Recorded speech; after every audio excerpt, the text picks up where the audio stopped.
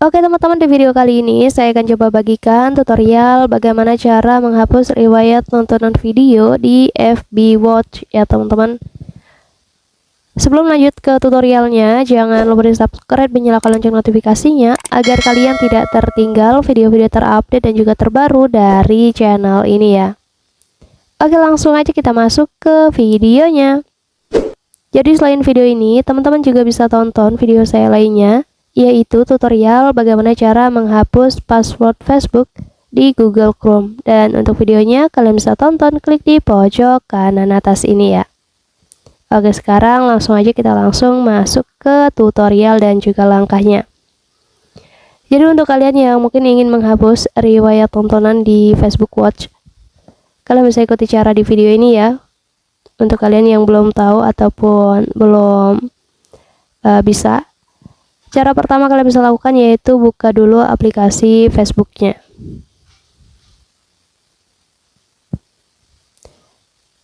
Kemudian nanti di halaman beranda Facebook ini kita klik aja menu garis 3 bertumpuk di pojok kanan atas.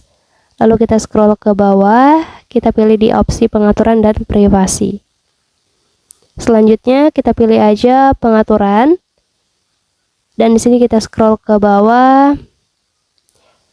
Di bagian aktivitas Anda, kita pilih aja yang log aktivitas ini ya.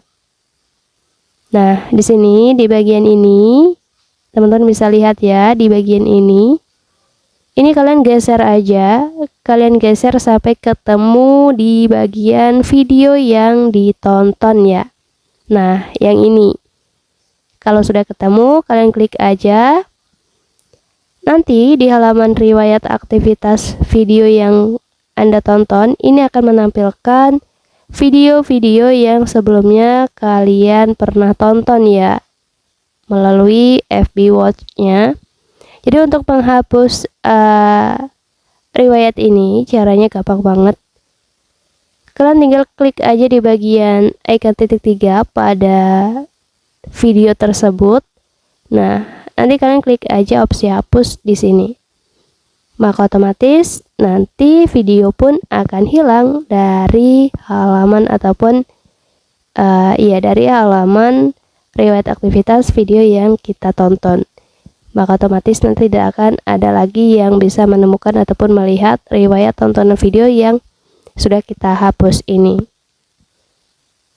Mungkin cukup untuk tutorialnya, semoga bermanfaat. Selamat mencoba.